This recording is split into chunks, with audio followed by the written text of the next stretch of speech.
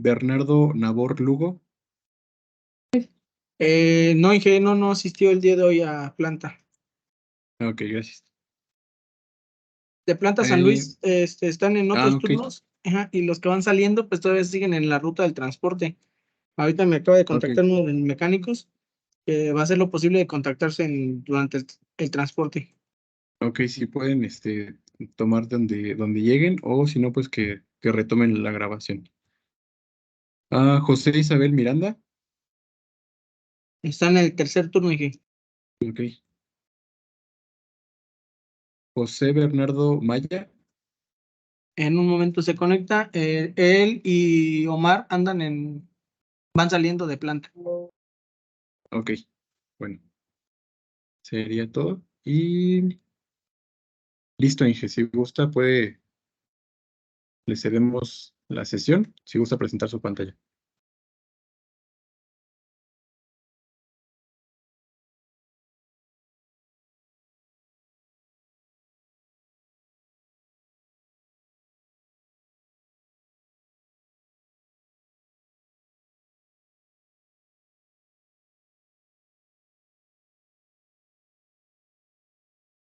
Muy bien.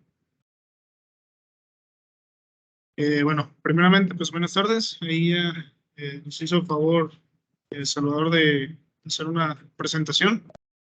Entonces, vamos a intentar de que sea un poco ágil este tema. Lo vamos a dividir en dos sesiones, como ya se había comentado anteriormente. Entonces, bueno, vamos a ver el contenido de lo que vamos a estar revisando. ¿Sí se ve la proyección? Sí, se ve su pantalla. Sí. Okay. Muy bien, bueno, el contenido, pues como es costumbre, vamos a comenzarlo primero con un momento o anteriormente llamado una cápsula de seguridad. Posteriormente vamos a estar viendo... ¿No se escucha? Yo sí lo escucho, no sé si los demás compañeros Sí, sí se escucha, Inge. Sí se escucha, Inge. Entonces, por ahí hay que checar el audio, subirle un poquito el volumen. Bueno, de todas formas, cualquier cosa, interrúmpanme para si hay algo que no se vea, algo que no se escuche, sin problema. Pueden interrumpirme o cualquier duda o pregunta. ¿Sale? Con cualquier comentario. Bien, entonces, continuando. Bueno, si vamos a ver algún tema donde vamos a estar pues viendo magnitudes, pues no podemos comenzar sin checar un sistema de unidades, ¿sale? Entonces va a ser el primer tema que vamos a ver. Conceptos básicos relacionados a los fundamentos de electricidad. Vamos a ver un poquito de los sensores, que al final de cuentas pues es lo que nos viene a interesar. Bueno, por ahí no está, pero también algunos elementos básicos de electrónica para el control de la energía. Vamos a ver la ley de Ohm, corriente directa, corriente alterna. Entre la corriente alterna vamos a estar viendo, pues primeramente, qué es la monofásica, la corriente alterna como una corriente monofásica y posteriormente la trifásica. Para la sesión de hoy vamos a intentar llegar hasta este punto, hasta la corriente alterna. Para la siguiente sesión estaríamos viendo una pequeña introducción a lo que son las máquinas eléctricas, la potencia. Bueno, el código de colores, pues yéndonos más por la normatividad que nos rige aquí en México. Por último, pues cómo vamos a realizar un correcto uso del multímetro. ¿Sale? Bueno, ¿dudas hasta aquí? ¿Dudas, muchachos? ¿No? Van a ser dos sesiones. Sí, la segunda parte la estaremos viendo el próximo mes. ¿Ah? Perfecto. Entonces, como momento de seguridad, quise incluir lo de la política global. Muchos, yo me imagino que ya la han visto, algunos quizás ya se la sepan, pero pues creo que no está de más repetirla, ¿no? Bien, voy a dar lectura de ella. La política de seguridad de Mondelez SNAC en México y Mondelez Internacional nos dice que los principios de seguridad refuerzan nuestra intención y expectativas de nuestros empleados. Y creemos que nada de lo que hagamos vale la pena como para lastimarse. Todas las lesiones y enfermedades profesionales pueden y deben de prevenirse. Nos esforzaremos continuamente por cero incidentes y cero accidentes. Todos somos responsables de la seguridad, los líderes son responsables. Trabajar con seguridad es una condición para el empleo. En ese sentido, Mondeliz estamos comprometidos con cumplir o acceder a las regulaciones sobre seguridad aplicables, mejorar continuamente la seguridad de nuestros ambientes de trabajo, invirtiendo en nuestra gente y en nuestras instalaciones, y crear y mantener una cultura de seguridad de clase mundial para lograr un ambiente de trabajo libre de accidentes. Antes de continuar, me gustaría saber, ya todos habíamos visto en algún punto, ya nos habían explicado la política de seguridad, o hay alguien que es la primera vez que la está viendo. Muchachos, aquí ya la habíamos Sí, visto. de mi parte ya lo había escuchado. Excelente. ¿Ustedes? ¿Sí, también? Bien, ¿alguien que no la haya visto anteriormente? Aquí en el chat, Luis Ponce Moreno nos comenta que también ya la había escuchado. Excelente. Muy bien, bueno. ¿Alguna duda con ella? ¿Algún punto que tengamos duda o que no sepamos muy bien cómo es que, a qué se refiere? ¿O todo nos queda claro?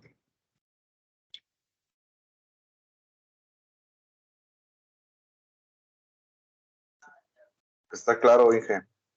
Excelente. Muy bien. Bueno, entonces damos comienzo ahora sí para entrar en materia. Vamos a ver lo que es el sistema de unidades. Como ya lo había mencionado, no podemos estar hablando sobre magnitudes si no tenemos alguna unidad. Entonces, si no tenemos alguna unidad en la cual basarnos, a la cual referirnos, ¿sale? En este sentido, vamos a ver el sistema internacional de unidades, que no es el único sistema, también está el sistema inglés, que muchas veces lo utilizamos, sobre todo en ciertas partes mecánicas. Pero bueno, el sistema internacional pues es el que más nos compete por el lugar donde nos desarrollamos y es el que vamos a ver ahorita, ¿sale? Entonces, el sistema internacional de unidades, abreviado como SI, define las unidades fundamentales o básicas y la combinación de ellas que dan lugar entre otras unidades físicas. Y vamos a ver ahorita unas tablas. Bien.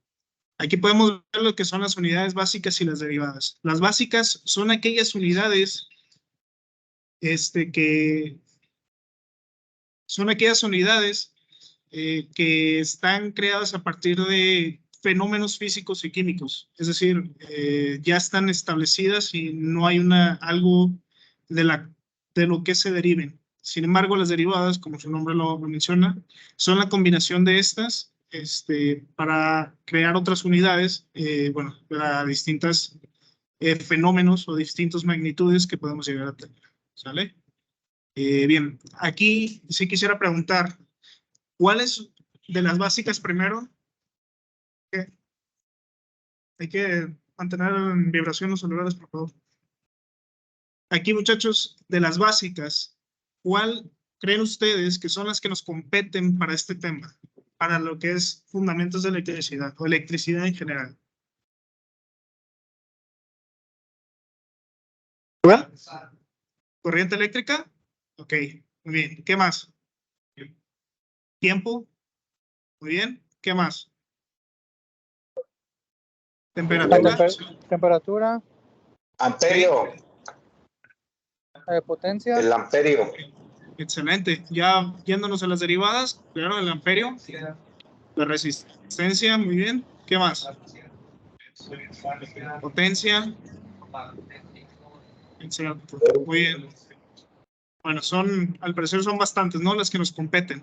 ¿Hay alguna de estas con la que tengan alguna duda, que no hayan escuchado anteriormente, que no sepan a qué se refiere? ¿O todo nos queda claro?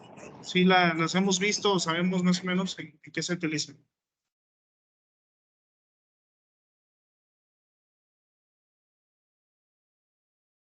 Ahí por las otras plantas, ¿alguien que tenga alguna duda? Yo, Sí, Inge, dígame. oye, Inge, la intensidad luminosa Bueno, más bien la candela yo nunca la había manejado, yo siempre había manejado los lúmenes, los lumens. Sí, los Eso de lúmenes. candela, de hecho yo no he visto en ninguna lámpara y en ningún equipo que venga ese símbolo y pues sí, esa medida, pues, o esa unidad de medida, la candela, no la conocía, no la había escuchado mencionar hasta ahorita, siempre la había manejado en lumens. Es correcto, el lumen es más común, sin embargo, es un equivalente a la candela. Bueno, por ahí tiene alguna variación el lumen con respecto a la candela. La candela es la unidad básica directamente del sistema internacional. Pero sí, al final es una especie de equivalencia. Pero bueno, Ok. bueno, después ya podremos ahondar un poquito más en eso. Pero bueno, al menos ahorita de momento no vamos a meternos tanto en tema de luminosidad. Pero bueno, entonces, ¿alguna otra duda con alguna otra magnitud? Yo con el flujo magnético, ¿Perdón? el flujo magnético, ¿puede? Casi no te entiendo. El Flujo magnético. Ok. El flujo magnético se refiere a la intensidad del campo magnético. No lo vamos a ver tan a fondo, pero sí vamos a explicar un poquito qué se refiere al menos el concepto de campo y pues del magnetismo, ¿vale? Bien, en general, casi todas las que acaban de mencionar ahorita las vamos a ver un poquito adelante. No se va a explicar a fondo, no vamos a explicar cuál es el fenómeno que lo provoca o de dónde sacamos esa magnitud, pero pues sí, al menos el concepto que intentan explicar sí lo vamos a ver, ¿sale? Entonces, ¿sí era eso a lo que te referías, sí, Cristian? ¿El flujo magnético? Sí, sí, eso. Es básicamente la intensidad del campo, ¿sale? Pero bueno. Bien, continuando, vámonos a lo que son los conceptos básicos. Primeramente, vamos a hablar sobre lo que es la corriente eléctrica, ¿no? No vamos a explicarla aún qué es, pero sí qué es lo que necesitamos para que pueda generarse, ¿sale? Un Para potencial. que, perdón, Necesitamos un potencial, ¿no? Para que se genere. exacto, requerimos de 3 factores. Son únicamente 3 factores los que se necesitan para poder generar un flujo de una corriente eléctrica. Primeramente necesitamos la diferencia de potencial, como lo comentaba, creo que Leonardo era, o una fuente de fuerza electromotriz. Al final es lo mismo, que comúnmente lo conocemos nosotros como voltaje, ¿no? Un voltaje inducido. Es decir, necesitamos esa fuente que puede ser una batería, un generador o algún otro dispositivo capaz de poner en movimiento las cargas eléctricas, ¿sale? Ese es el primer requisito. El segundo es, pues, obviamente, un camino que permita el fluir de estos electrones o estas cargas, ¿sale? ¿Qué es lo más común? Pues puede ser un cable o cualquier conductor porque tenga contacto con esta fuente electromotriz. Y ya por último, necesitamos una carga, un consumidor que esté conectado a este circuito. Y bueno, entre consumidores, pues podemos incluir una resistencia, una lámpara, un motor, cualquier cosa que consuma este tipo de energía eléctrica para convertirlo en movimiento o en algún otro tipo de energía, es el requisito o lo que podemos llamar como carga para poder cerrar el circuito y que exista este flujo de corriente, ¿sale? Entonces, son esos 3 requisitos. ¿Va? ¿Dudas? ¿No? ¿Dudas, muchachos? ¿No? Excelente. Bien, continuamos. ¿Y a qué nos referimos entonces con esto? Bien, vamos a comenzar primero con lo que podríamos denominar o el ejemplo clásico de lo que es una carga, ¿sale? Que lo denominamos como una resistencia. La resistencia eléctrica es toda oposición que encuentra la corriente en su paso. Es decir, que tenemos un determinado flujo de corriente de electrones y tenemos esta carga que se opone al flujo o que va absorbiendo esa energía y va alentando el flujo de esas cargas, ¿sale? Entonces, cualquier dispositivo consumidor conectado a un circuito representa en sí una carga, una resistencia, un obstáculo. ¿Cómo lo vamos a medir? Bueno, como lo vimos anteriormente, todas las magnitudes van a tener una unidad de medida. En este caso, para la resistencia vamos a utilizar el ohmio, ¿sale? Que lo representemos con el signo omega, ¿sale? O la letra griega. ¿Va? ¿Dudas? ¿Sí? Bien, nos pasamos a lo que es la tensión eléctrica, que es lo que veíamos anteriormente, la fuerza electromotriz o la diferencia de potencial eléctrico. Son maneras de llamar a lo que conocemos comúnmente como voltaje, ¿sale? De igual forma, tiene su unidad, que es el volt, y lo vamos a determinar únicamente como una V, ¿sale? La tensión eléctrica es la fuerza que hace que los electrones se muevan ordenadamente en una cierta dirección y a través de unas líneas conductoras, lo que conocemos como un circuito, ¿sale? Y bueno, esto es lo que nos va a dar la potencia para que exista la corriente eléctrica, ¿va? Continuamos por último con lo que es la corriente eléctrica, ¿sale? La corriente eléctrica la vamos a medir en los amperes. Si se dan cuenta, es la primera unidad que vimos. Describe la magnitud de las cargas eléctricas que pasan a través del conductor en un tiempo determinado. O de forma simple, la intensidad de cargas eléctricas en movimiento, ¿sale? Un valor alto de corriente produce mucho calor en un conductor de insuficiente tamaño, pudiendo llegar a encenderse, el efecto Joule. Cuando tenemos un motor, creo que a todos o en alguna ocasión nos ha pasado, ¿qué pasa? Que tenemos un motor que está siendo frenado, que tiene por ahí, está amarrado con algo, no sé, alguna banda que está ya dañada y que tiene ciertos atorones. ¿Qué pasa ahí? ¿Qué sucede? ¿Sí? Aumenta el consumo de corriente y el calentamiento, es correcto, empieza a calentarse, ¿sale? ¿Por qué? Porque estamos forzando el motor, porque está requiriendo de más energía, de más corriente eléctrica, pero este flujo de corriente no es para el que está adecuado, ¿sale? Los conductores que tiene no están adecuados para este flujo de corriente, por lo tanto se está sobresaturando. Exacto. Y ya son tantas cargas que el conductor no es suficiente. Y eso pues, lo podemos determinar como que está haciendo cierto rozamiento. Y ese rozamiento, como todo, va a provocar calor. ¿Sale? A esto lo conocemos como el efecto Joule. ¿Va? Y bien, ya para terminar con el concepto, existen o manejamos dos tipos de corrientes eléctricas, la que es la alterna y la directa, que lo vamos a ver un poquito más adelante. ¿Sale? Esperar más o menos al finalizar el día de hoy. Bien, nada más para terminar de dejar claro este juego entre estas tres magnitudes que acabamos de ver, podemos determinar el flujo de corriente al igual que un flujo de agua, por ejemplo, por una tubería o por un río, ¿sale? Primeramente, el agua pues va a constituir la corriente, ¿no? Si está fluyendo el agua, lo podemos hacer la analogía con que ese flujo de agua es el flujo de corriente, ¿sale? El río o la tubería en sí va a ser el cable conductor, ese camino por el cual va a fluir, ¿sale?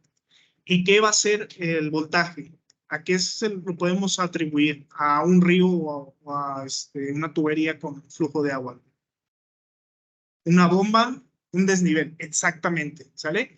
Ahí está la clave. Un desnivel podemos determinarlo como la diferencia de potencial, ¿sale? A eso se refiere una diferencia. Es decir, tengo más flujo o más cantidad de agua en una parte que en otra. Es correcto, es una fuerza, ¿sale? Entonces, si tengo este desnivel, quiere decir que en la parte de arriba tengo mayor fuerza, tengo un potencial, ¿sale? Por lo tanto, ese agua va a correr hasta la parte de abajo. Lo mismo sucede con las cargas, con la energía eléctrica. Tengo una diferencia de potencial. Quiere decir que tengo más cargas, por ejemplo, negativas en una parte que en otra. ¿Y qué va a querer hacer? ¿Qué es lo que siempre quiere hacer un sistema? Completar ese equilibrio, ¿sale? Que todas las cargas estén equilibradas y que haya de un lado la misma cantidad de cargas que en el otro. ¿Qué es lo que hace cuando conectamos, por ejemplo, dos recipientes de agua con un nivel más bajo que otro? Van a querer nivelarse, ¿no? Los conectamos y en ese momento, de donde tenemos una mayor cantidad de agua, va a querer fluir hacia el otro lado. Es exactamente lo mismo. Es una diferencia de energías queriendo completarse. ¿Va? Bueno, espero haya quedado un poquito más claro con este ejemplo. Creo que es una buena analogía para comprender cómo es que funciona la energía eléctrica. ¿Va? ¿Dudas con esto, muchachos? ¿Sí quedó más claro? Ahí en las otras plantas.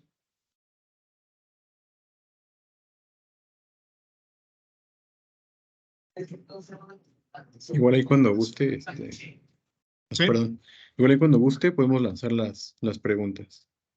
Ok. Bueno, si hay alguna pregunta ahorita por lo que hemos visto, pues, adelante.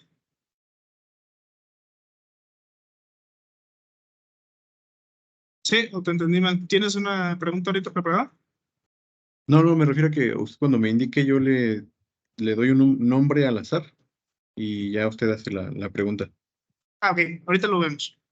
Sale.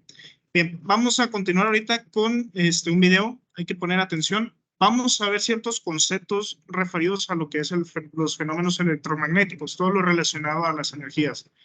Vamos a ver algunas ecuaciones, algunos puntos que no hemos tocado hasta ahorita que pueden ser un poquito complicados, pero quiero que se queden con los conceptos, con la explicación, no con las fórmulas, no con las ecuaciones, ni con todo eso. O sea, al final son maneras matemáticas de expresar los fenómenos, pero creo que es más importante quedarnos con el concepto y el funcionamiento de esto, ¿sale?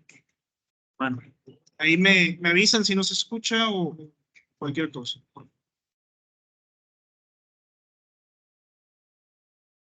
Tarda un ratito.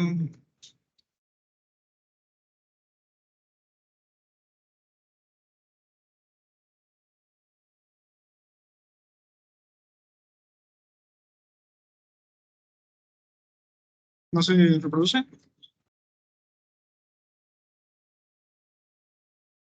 No, no se ve. ¿Ah? Está un poquito pesado, como que de repente se todo.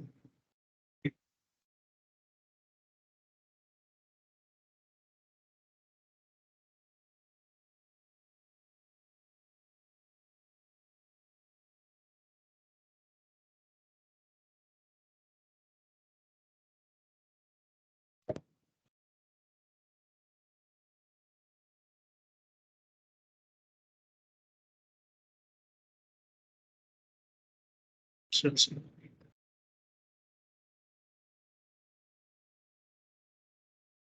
Yo ahorita lo tengo aquí ya disponible para reproducir. Si gusta, en lo que dura el video, comparto mi pantalla. A ver, yo creo que sí, porque como que se traba un poquito cuando se está haciendo la presentación. Ok, se los transmito y me dicen si se ve.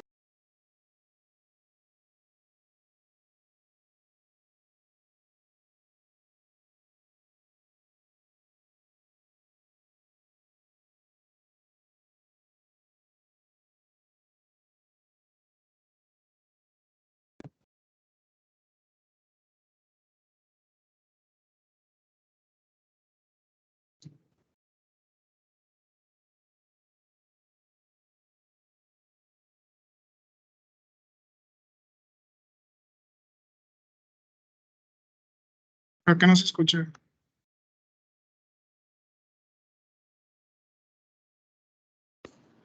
¿No se escucha, Inge?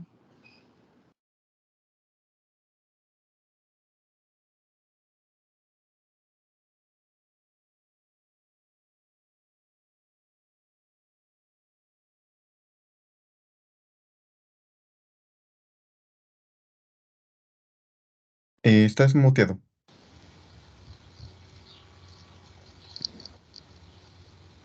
Dos. La idea, en síntesis. Eras una vez un mundo en el que chispazos.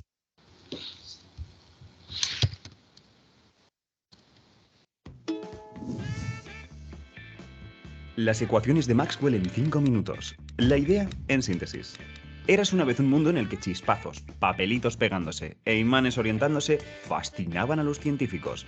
Estos fenómenos se usaron para construir cosas muy guays, pero no fue hasta el siglo XIX que la gente empezó a entender cómo estaban relacionados, gracias al trabajo de montones de físicos decididos a unir las piezas, una tarea a la que Maxwell dio el último puntapié, sintetizando todos estos fenómenos eléctricos y magnéticos en las ecuaciones que hoy escribimos en 4. Estas son las ecuaciones de Maxwell. Empecemos por lo básico. El espacio está lleno de una cosa llamada el campo electromagnético. Solo nuestros protagonistas pueden sentir este campo, las cargas y los imanes. El campo es el medio a través del cual cargas e imanes pueden influirse, atrayéndose, repeliéndose, girando. Esta intermediación tiene unas reglas. Cómo las cargas e imanes perturban el campo y cómo el campo se perturba a sí mismo viene condensado en las ecuaciones de Maxwell. Ahora, cómo este campo afecta a las cargas viene dado por otra ecuación, la ecuación de la fuerza de Lorentz. O sea, que las ecuaciones de Maxwell no hablan de cómo se mueven las cargas, sino de cómo es y cómo cambia el campo. La manera en la que las escribimos ha cambiado mucho con el tiempo. Al principio eran 8, aunque luego se vio que se podían reducir a 4. Gracias a nuestros conocimientos actuales, sabemos que la manera más natural es expresarla en 2. Pero hoy no me pondré pijo, y hablaré de la manera tradicional que todos aprendemos. En este formato, separamos el campo electromagnético en dos campos distintos. El campo eléctrico, que te dice dónde y cuán fuerte va a ser empujada una carga positiva que ponga ahí, y el campo magnético, que te dice hacia dónde y cuán fuerte va a ser orientado un imán que ponga ahí. Vamos a ver cómo todos estos componentes juegan. Primera ecuación, la ley de Gauss. Esta describe cómo las cargas afectan al campo eléctrico.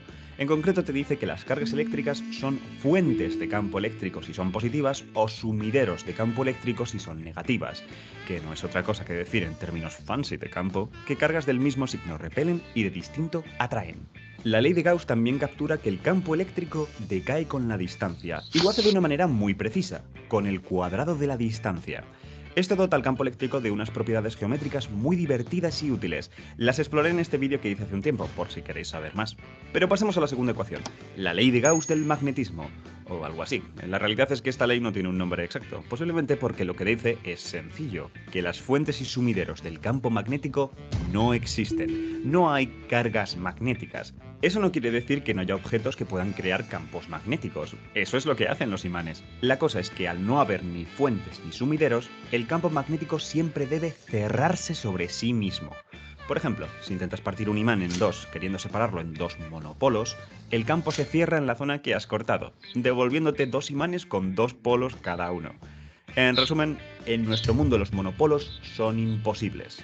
Aún así, no es descartable que en el loco universo primitivo estos monopolos podrían haber existido. En este caso hipotético, la ley de Gauss del magnetismo sería muy parecida a la ley de Gauss del campo eléctrico y, utilizando las matemáticas adecuadas, podríamos sintetizar todas las ecuaciones de Maxwell no a dos, sino a una sola ecuación. Elegante, pero hipotético. Por lo que respecta a nosotros, el campo magnético siempre se cierra, ¿ok? La tercera ecuación es la famosa ley de Faraday. Ya hablé de ella en otro vídeo, pues detrás de esta ley está el principio básico detrás de casi todas las centrales eléctricas del planeta. Pero me repetiré. Nos dice que si un campo magnético cambia en el tiempo, esto activa el campo eléctrico de una manera precisa, cerrándose. Concretamente, si el campo magnético aumenta, el eléctrico se orienta en el sentido de las agujas del reloj. Si decrece, se orienta al contrario. En definitiva, nos está contando que no solo cargas e imanes pueden influir en los campos, también pueden hacerlo entre ellos. Sí, en ambas direcciones. Eso es lo que encapsula la cuarta ecuación, la ley de Ampère, que un campo eléctrico cambiando en el tiempo o cargas moviéndose, es decir, una corriente eléctrica, activan el campo magnético, cerrándose, como tiene que ser. Este elemento nuevo, el de la corriente eléctrica, es muy útil en las aplicaciones, pues permite generar imanes artificiales. Basta con hacer pasar una corriente eléctrica por una bobina con la forma apropiada y tienes un campo magnético. Cuanto más intensa sea la corriente, más intenso el campo magnético. Esto es un electroimán, y la mayoría de los campos magnéticos del mundo se generan con ellos, incluido el que nos protege del viento solar. Y ahí lo tenéis. Estas son las ecuaciones de Maxwell. Combinándolas correctamente, todos los fenómenos electromagnéticos que nuestros ojos ven pueden ser explicados, incluida nuestra luminosa amiga, aunque esa es una historia para otro vídeo. Y recuerda, si quieres más ciencia, solo tienes que suscribirte. Y gracias.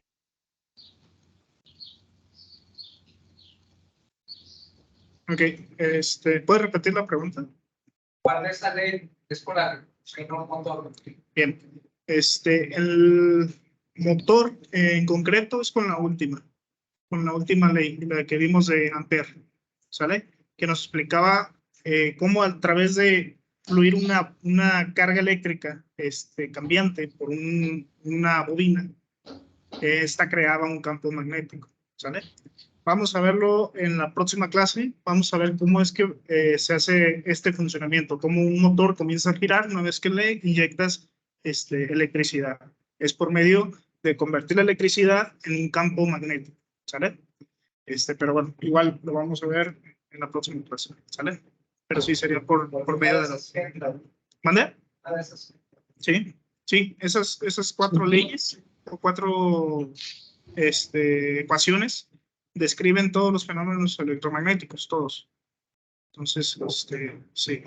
Y lo contrario de cómo a través del movimiento se genera electricidad es la anterior, que creo que era la de Maxwell, si no recuerdo, que es lo contrario, ¿no? Tenemos un imán y hacemos que gire a través de un conductor, en este caso podría ser una bobina, eso nos va a generar la electricidad, que es lo que genera a través de todas las centrales eléctricas, que igual lo vamos a ver más adelante, ¿sale? Pero sí, a grandes rasgos son esas dos últimas.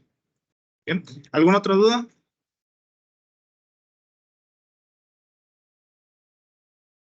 Compañeros de las otras plantas, ¿alguna pregunta, alguna inquietud o duda?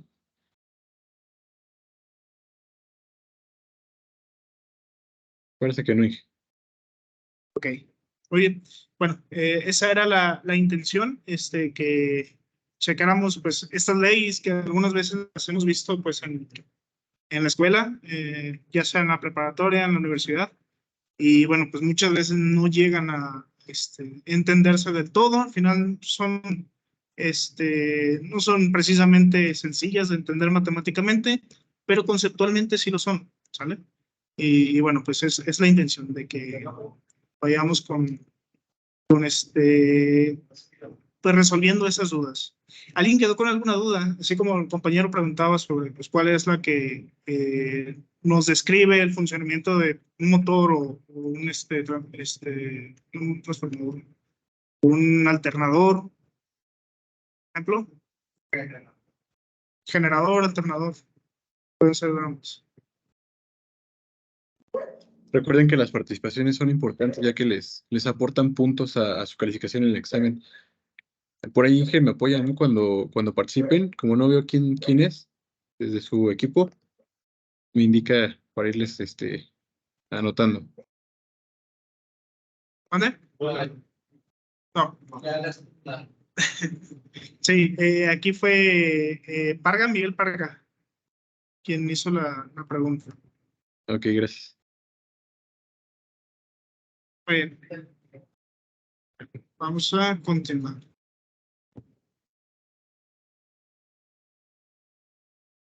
Bien.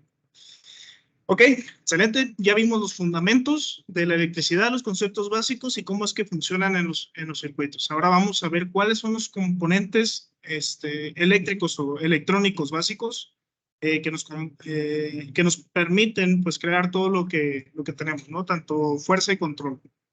¿Va? Bien, vamos a ver por los elementos electrónicos pasivos y activos. ¿A qué nos referimos con estos conceptos? ¿A qué se refiere con que es activo o es pasivo? Pasivo, perdón.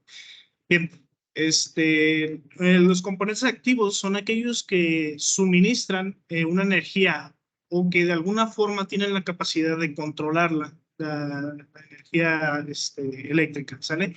Mientras que un componente pasivo únicamente puede recibir esa energía o disiparla o absorberla, ¿sale? Aquí vamos a ver unos ejemplos. Los componentes pasivos, bueno, son aquellos que disipan la energía, que puede ser energía eléctrica o magnética. Ya lo vimos al final. En el video veíamos el concepto del campo electromagnético, que es la fusión entre el campo eléctrico y el campo magnético, ¿no? Y también ahí veíamos cómo, por ejemplo, en la cuarta ley, cuando se pasaba una corriente eléctrica por una bobina, entre más fuerte fuera esa corriente eléctrica, más fuerte era el campo magnético que se generaba, ¿no? En el electroimán. Eso lo podemos medir en Webers, que era, bueno, para resolver la duda del ingeniero al principio del tema.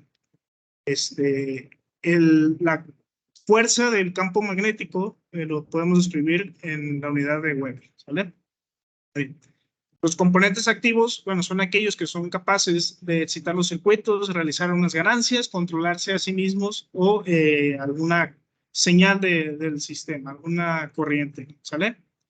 ¿Cuáles son estos elementos? Bueno, vamos a poner 3 ejemplos de los pasivos y 3 o 4 ejemplos de los activos. En los elementos pasivos, pues podemos ver lo que son las resistencias eléctricas, que bueno, creo que ya todos los conocemos. En los circuitos electrónicos, principalmente funcionan para disminuir las corrientes eléctricas, para hacer también ciertos controles a través de otros elementos activos por medio de ellas, controlando la cantidad de corriente que fluye a través de un circuito. ¿Sale? Podemos tener lo que son las resistencias normales, resistencias variables o fotorresistencias, ¿sale? Ahí tenemos de forma ordenada, de izquierda a derecha, los elementos que les acabo de mencionar. Creo que todos conocemos pues, lo que son todas estas, ¿no? Una resistencia normal, pues es una resistencia como todas las que podemos llegar a utilizar en algunas mordazas para el calentamiento, o en los cilindros de sellado, por ejemplo, acá en Vero, que se utilizan mucho. Las resistencias variables, perdón. Las de temperatura. También las resistencias que tenemos para el calentamiento de agua, las que son como un fierrito enrollado, también esas son unas resistencias que podemos representarlas con el primer signo. El segundo, que es la resistencia variable, la conocemos como los potenciómetros, ¿sale? Nosotros somos capaces, por medio de una perilla, de forma manual, en controlar la cantidad de resistencia que vamos a permitir, o más bien, magnitud de resistencia que va a tener ese elemento, ¿sale? Y por último, la fotorresistencia, que, bueno, como lo menciona la palabra foto, hablamos de la luz. Y es una resistencia que varía en cuestión de la cantidad de luz que llega a ella, ¿sale? ¿Alguna duda con estos ejemplos de resistencias? ¿O alguien sabe de alguna otra resistencia que no aparezca aquí?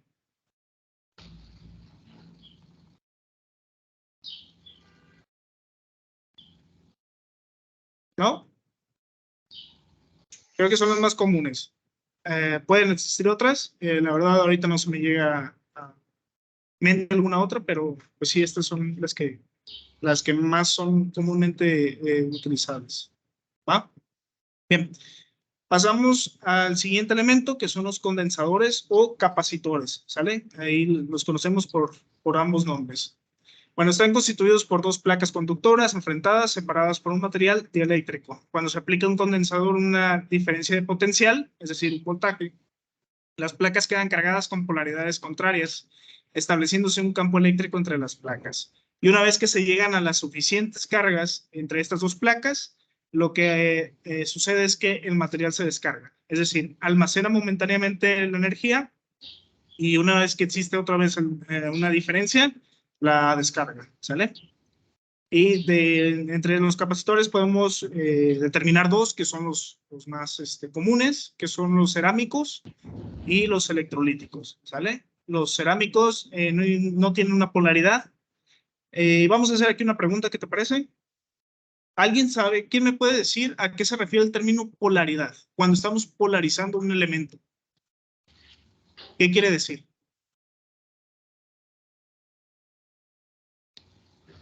Que tiene un polo opuesto y un polo positivo. Okay. Bueno, también acá me respondieron. ¿Y quién fue el que respondió? Javier Rodríguez. Salió Jonathan aquí en la ruleta. Anoto la participación para Javier también.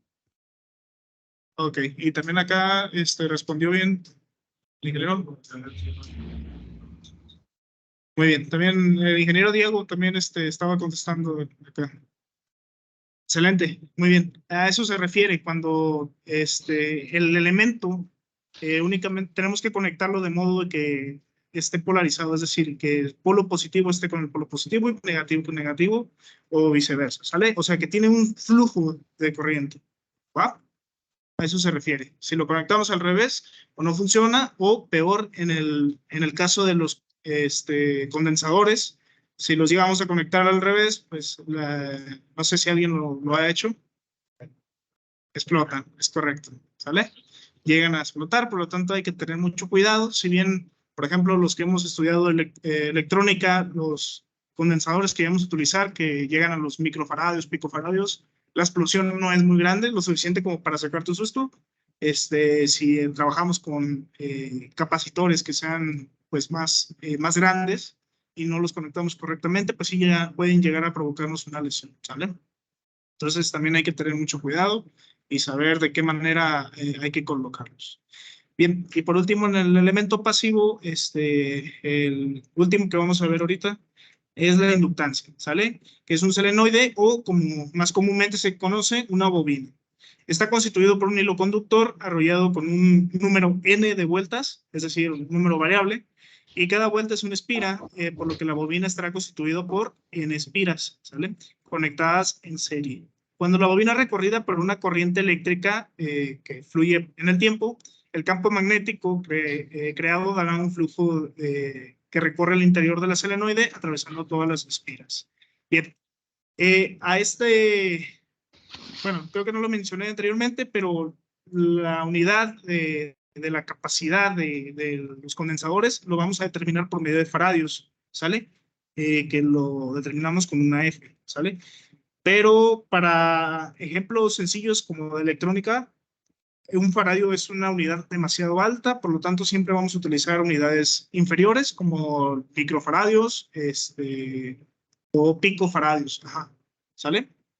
Que son unidades muy pequeñas.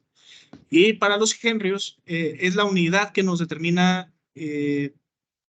la capacidad de un inductor, de una bobina, ¿sale? Se mide en henrios y lo vamos a determinar por medio de una H. Y bueno, sus maneras de ubicarlo o sus señales, ¿cómo decirlo? Su símbolo, perdón, lo vamos a ver como lo tenemos ahí en la parte de abajo, ¿sale? La más común es ese hilo que tiene ciertos, como olitas, ciertas espirales, pero también podemos llegar a encontrarlo, como lo vemos adelantito, que es un cuadrito completamente negro o un cuadrito con una L dentro, ¿sale? Muy bien. Entonces, estos son los principales componentes de, por ejemplo, los motores, ¿sale? Todos los motores eléctricos tienen todos estos bobinas y, bueno, junto con muchos otros elementos que creo que ya conocemos, ¿sale? ¿Dudas con estos elementos? ¿Dudas, muchachos? Excelente. Bien, entonces, si no hay dudas, continuamos con los elementos activos. Que estos elementos son capaces, como ya lo vimos al principio, de controlar ciertas señales, ¿no? El más común y el que es el principal componente de todos los circuitos electrónicos son los transistores, ¿sale? Se utilizan principalmente para la amplificación de señales o como dispositivos de conmutación. ¿Qué es la conmutación? ¿Quién me puede decir a qué se refiere esa palabra? ¿Qué es conmutar? Creo que sí lo hemos escuchado. ¿Es qué, perdón? Conmutar. ¿A qué nos referimos cuando está en conmutación? Ok. A ver, por ejemplo, Diego nos comenta que, bueno, es pasar de un estado a otro. Poniendo el ejemplo del transistor, ¿cómo sería esa conmutación? ¿A qué nos podemos referir? Es desviar la corriente de un elemento a otro, ¿no? Ok, a ver. Ahorita, Leo, perdón, déjame que responda Diego. Es cuando se alargue se pone la base de cierta corriente, se abre que pasa una señal, digamos. Es correcto. Ok, muy bien. Comenta que, por ejemplo, del transistor, de que, bueno, si en la parte del emisor, o que también se conoce como gate, Si no tenemos nada, pues del colector al emisor no hay un flujo de corriente. Sin embargo, si llega una corriente hasta su punto de conmutación en lo que es la base o el gate, permite ese flujo. ¿Vale? A ver, Leo, ¿nos puedes dar tu comentario?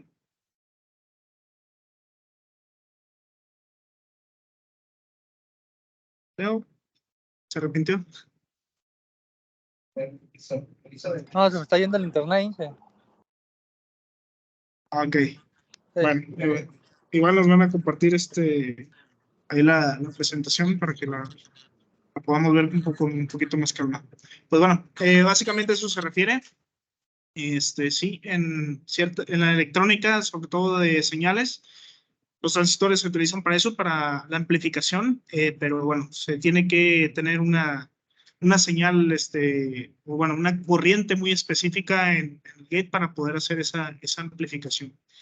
Sin embargo, también una manera de utilizarlos es por medio del fenómeno de conmutación, como lo había mencionado Diego, que bueno, en la base, en la parte que vemos aquí del símbolo en la parte izquierda, que se conoce como base, como gate, si introducimos una cierta corriente que sobrepase el límite de conmutación, permite que del colector al emisor se convierta en un flujo, que permite el flujo de corriente, ¿sale?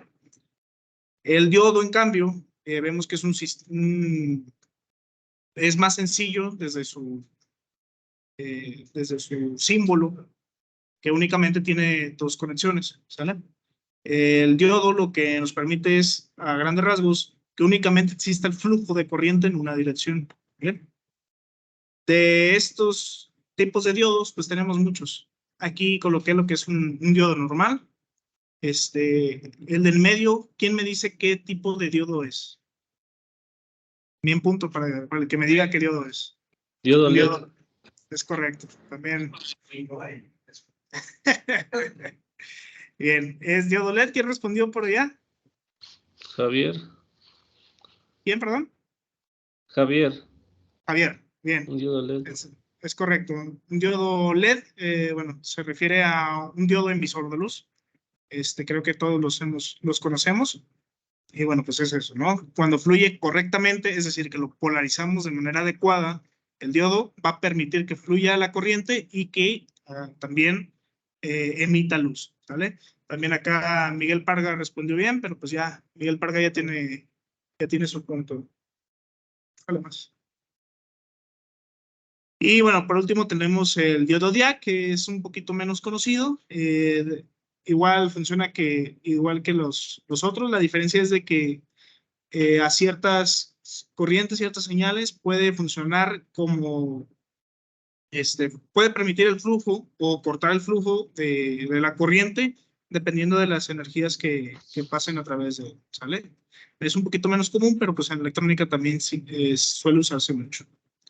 Y bueno, pasando al siguiente elemento, tenemos los circuitos integrados, que son lo que conocemos como chips o microchips, que son múltiples circuitos comúnmente formados por lo que vimos anteriormente, diodos y transistores, que están diseñados de tal forma que realicen ciertas funciones un poquito más complejas, ¿sale? Pero en su interior, al final lo que tienen son diodos, transistores y, bueno, algunos otros elementos como pueden ser receptores, antenas, etcétera, etcétera, ¿sale?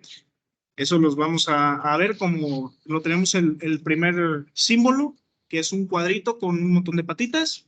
Eso es como comúnmente se ven los circuitos integrados y pues hay una infinidad de tipos de circuitos integrados. Dentro de estos circuitos integrados están los amplificadores, pero los incluí ahí aparte porque pues también son muy importantes, sobre todo en el tema de señales para audios, para señales de todo tipo.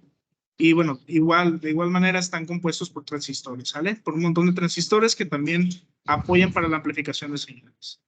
Y el último de los componentes activos en los circuitos electrónicos, pues son las fuentes de energía, ¿sale? Que pueden ser fuentes como las baterías o fuentes de corriente alterna. o también tenemos fuentes de corriente continua, ¿sale? Y los símbolos que vamos a tener para ellos son como los vemos en la parte de abajo. Comúnmente el que está hasta la izquierda, que tiene un positivo y negativo y una rayita larga y una pequeña, hacen referencia a lo que son las baterías, ¿sale? O las pilas. Son elementos químicos que por sí mismos crean esa generación de corriente continua. ¿Cuál es la diferencia con el otro símbolo? Bueno, el otro símbolo es una fuente de corriente continua, ¿sale? Que comúnmente son rectificadores de señal de una fuente de corriente alterna, ¿va?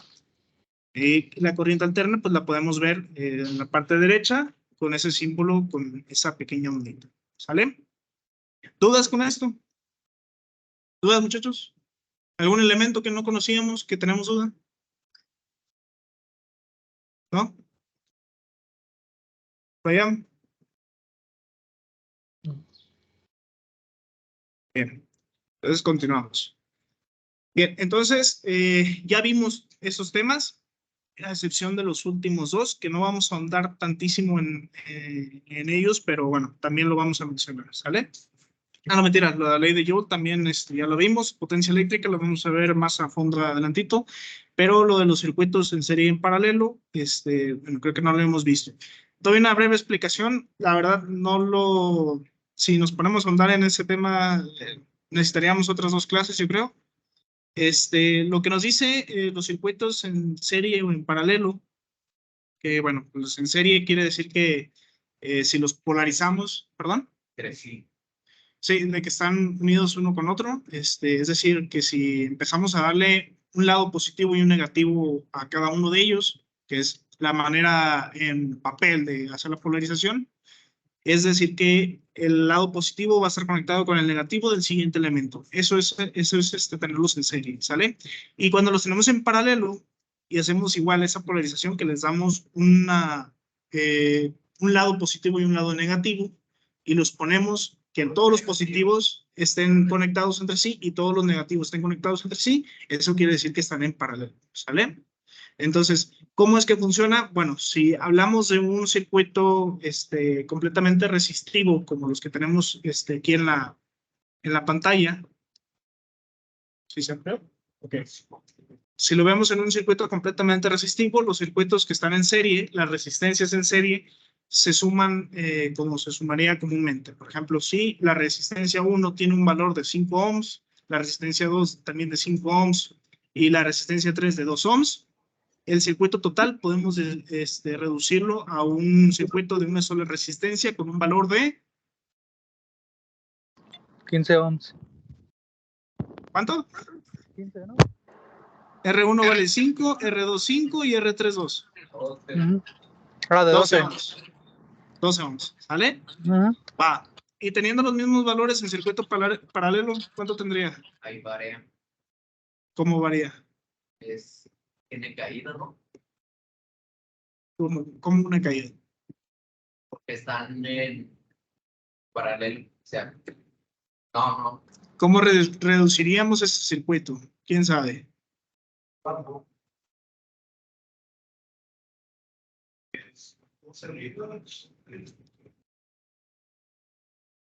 Es un poquito bastante más complejo.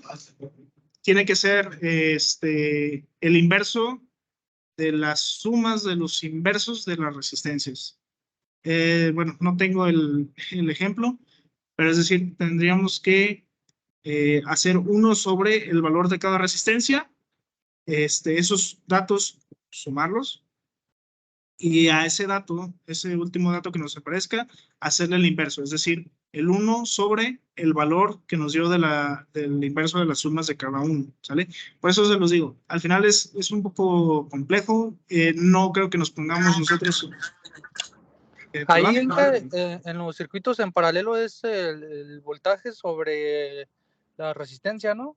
O sea, se hace como una sumativa de voltaje sobre la resistencia, digamos, resistencia 1, resistencia 2, resistencia 3 y algo así se aplicaba, ¿no? Recuerdo que así le hacíamos. Pero si no es el valor de la resistencia. Ajá, no tanto del voltaje, porque pues ahorita todavía no nos hemos metido en voltaje, ¿sale? Es únicamente la suma de las resistencias. Pero sí, el hecho de cómo se suman las resistencias en paralelo, pues es un poquito más complejo. Pero bueno, ¿a qué va esto? ¿Tiene una explicación? Sí, que ya nos estaríamos pasando ahora sí a intervenir las otras magnitudes, como lo es el voltaje, y por supuesto, pues, ¿qué es lo que sucedía cuando teníamos un voltaje, un conductor y un consumidor, en este caso las resistencias? Perdón que lo Un interrumpa, Inge. flujo de corriente. Sí. Ahí en el chat, Bernardo comenta que se usa ley de Ohm para el paralelo. Ok, ley de Ohm en paralelo. Ah, caray, eso sí no lo había escuchado. Pero bueno, es el inverso, ¿sale? Bueno, el punto es de que al final se va a generar una corriente, ¿sale? Que va a correr a través de todos estos circuitos. La manera en la que corre a través de cada uno de ellos por su configuración es lo que define, pues, cómo es que se comportan entre sí, ¿no?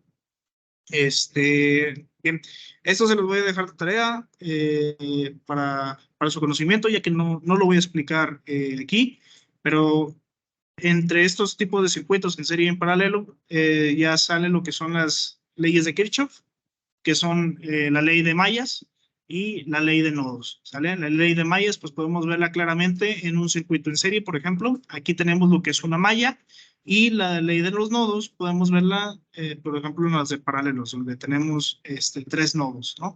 Tres nodos por los cuales fluye cierta cantidad de corriente. Por ahí veo la mano de Marcos Ponce. Sí, que pues ahí les compartí en comentarios una foto sobre cómo sacar la suma de las resistencias.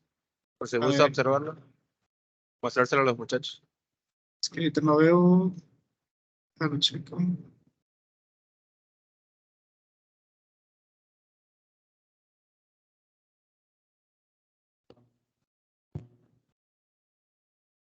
De lo que mencionaba Inge, que si se puede aplicar la ley de Ohm para hacer la sumativa de los circuitos en paralelo, sí se puede. Nosotros lo hacíamos en la universidad, nos lo ponían y lo hacíamos con la ley de Ohm. Diego, ¿se acuerda un poco cómo lo hacíamos?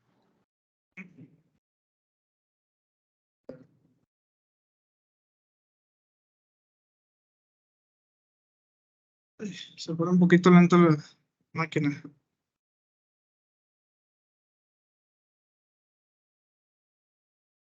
No sé si escuchó el comentario de Leonardo Inge, comentaba que sí se podía utilizar la ley de Ohm. Sí, sí, okay. sí es posible. Comúnmente lo que se utiliza para, pues, determinar la corriente después de cada uno de los componentes es primero hacer la reducción de los circuitos, ¿sale? Si tenemos tres resistencias o tres consumidores, podemos desarrollar, exactamente, podemos desarrollarlos en que sea una única resistencia. Ahí en el comentario de Marcos Ponce Moreno podemos ver cómo sacaríamos lo que es la resistencia total. Y ya con una resistencia total es más sencillo generar la corriente que va a atravesar todo ese circuito, ¿sale? ¿Qué sería el consumo de todo el circuito? Y a partir de ahí, bueno, empezar a desglosar cuál es la corriente que va a fluir a través de cada uno de los componentes, de cada una de las resistencias. Y bueno, eso lo hacemos por medio de la ley de Ohm, ¿sale? Entonces, es la manera más sencilla, y de la ley de Ohm es donde se derivan las leyes de Kirchhoff, ¿vale? Que podemos determinar leyes de Kirchhoff de mallas y leyes de Kirchhoff de nodos, ¿sale? Muy bien. Punto para el compañero Marcos Ponce. Bien. Continuamos con la presentación, ¿sale? Y por otro lado, el tema de potencia eléctrica y la ley de Joule, pues ya lo veremos un poquito más adelante. Lo de Joule ya lo comentamos. Al final de cuentas, si tenemos demasiado, si tenemos demasiada energía fluyendo a través de un conductor que no es el apropiado, que es muy pequeño, que tiene demasiada resistencia, bueno, eso va a provocar una cierta fricción. Lo podemos colocar como algo, una analogía de que está haciendo mucha fricción, y esa fricción termina provocando calor, ¿sale? Y bueno, regresando al tema de los circuitos LRC, se refiere a un circuito donde tenemos resistencias, tenemos inductancias y tenemos capacitancias. Sí, ahí está. La manera en la que se comportan estas es de esta forma, ¿sale? Cuando tenemos un voltaje inducido en un circuito y le colocamos una resistencia, pues ya lo vimos, ¿no? Al final la resistencia va a impedir el flujo de la corriente, por lo tanto, lo que va a hacer es que la va a disminuir, ¿sale? El voltaje va a ser exactamente igual, ¿sale? Hay que diferenciar eso. Voltaje de corriente, el voltaje es el potencial que se tiene para poder empujar esa corriente. Entonces, aquí lo vemos. Esta señal, que ya es una señal de corriente alterna, no la hemos explicado, pero igual no quería dejar pasar esta oportunidad. Se conserva, ¿sale? Es el mismo voltaje. Esta es una señal del voltaje. Cuando pasa a través de una bobina, fíjense aquí, lo que sucede con esta señal es de que se adelanta, ¿sale? Quiere decir que lo que está haciendo es de que está empujando esa señal, que es la bobina, ¿va? Y sin embargo, una capacitancia lo que hace es que la atrasa. Recuerdan que los capacitores lo que hacen es que retienen esa energía, que tienen esas dos placas que tienen que terminar de polarizarse para poder dejar fluir la corriente. Funcionan como unas mini baterías que están conservando energía y soltándola, conservándola y soltándola. Bueno, eso es lo que pasa, que retrasan esas señales, ¿sale? ¿Por qué es importante esto? ¿Han escuchado hablar sobre los bancos de capacitores? Bancos de capacitores. ¿Sí? Bien. Los bancos de capacitores son esos. Son un puñado de capacitores que están conectados a la red de energía, que hacen que tengamos ese pequeño retraso con las señales. ¿Por qué? ¿Cuáles son los principales elementos que tienen bobinas? Bobinas. Motores. Los motores, es correcto. ¿Y cuántos motores no tenemos en nuestras plantas? ¿Ah? Entonces, imagínense esas señales con todos estos bobinas. ¿Qué es lo que sucede? Pues que tenemos un desfase. Sale que empiezan a adelantarse mucho las fases de la corriente eléctrica. Me estoy adelantando, pero bueno, como acabamos de ver el tema de los inductores y de los capacitores, pues por eso quería... Ahorita vamos a ver bien lo que es la corriente alterna y a qué me estoy refiriendo, pero pues mientras quería que se tuviera en cuenta esto, ¿sale? Entonces, eso es lo que sucede y por eso es que tenemos los bancos de capacitores, por eso es que se recomiendan en las redes de suministro de energía, porque al tener un montón de bobinas, de motores, pues lo que hacen es que van adelantando las señales, ¿vale? Y no es otra cosa más que inferir en el desfase de las energías. Pero bueno, igual lo tocamos más adelantito. Vamos a dar un rápido proceso un rápido repaso por algunos sensores industriales. Al final de cuentas sabemos los sensores funcionan con energía eléctrica y bueno, dado lo que acabamos de ver, pues para que se entienda un poquito, ¿sale? ¿Qué son los sensores? Pues son dispositivos electrónicos que están diseñados para detectar y responder ante cualquier tipo de entrada de un ambiente físico. Las señales que mandan una sonda las convierte en salidas y las redirige a una pantalla para su análisis, ¿sale? Tenemos sensores fotoeléctricos de proximidad, de final de carrera, movimiento, presión, temperatura, etcétera, etcétera, ¿sale? Tenemos un montón de sensores que nos funcionan para distintas cosas y pues en distintos conceptos. Vamos a ver algunos de ellos y vamos a ver cuál es el principal, no tanto el funcionamiento, creo que todos sabemos a grandes rasgos para qué funcionan, pero sí que sepamos leerlos, que sepamos cómo hacer las condiciones correctas de cada uno de ellos, en base a lo que acabamos de ver, ¿sale? Comenzamos por un sensor fotoeléctrico. Creo que todos los hemos visto, todos los que hemos estado en empaque o hemos tenido la interacción con alguna de estas máquinas, conocemos los sensores fotoeléctricos. Y bueno, pues, ¿cuál es su intención? Pues por el mismo nombre lo dice, foto habla sobre la luz, ¿no? Responden hacia una cierta medida de la luz y nos dan una cierta señal, ¿sale? Podemos tener de reflectivos o de barrera. Y bueno, un ejemplo de ellos sería, por ejemplo, este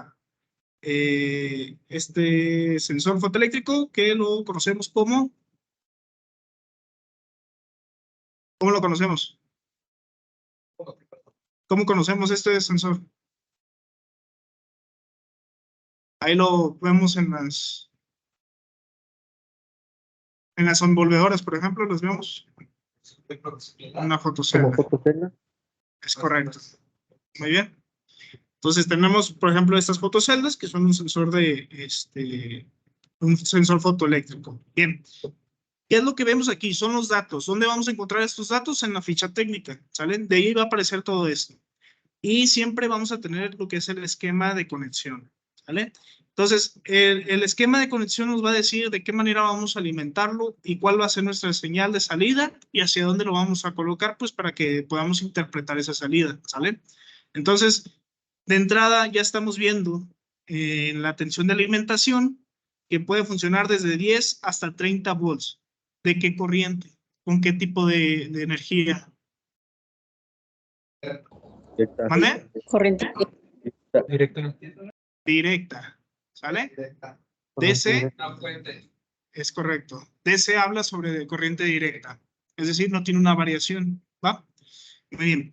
Entonces, desde ahí ya sabemos que va a haber un polo positivo y un polo negativo. ¿Sale? Si lo conectamos al revés, no va a funcionar y es lo mejor que nos puede pasar. En el peor de los casos, al igual que sucede cuando no polarizas bien un capacitor, pues va a terminar quemándose. ¿Sale? No va a tronar, pero pues sí, no puede que se descomponga, que se eche a perder. ¿Va?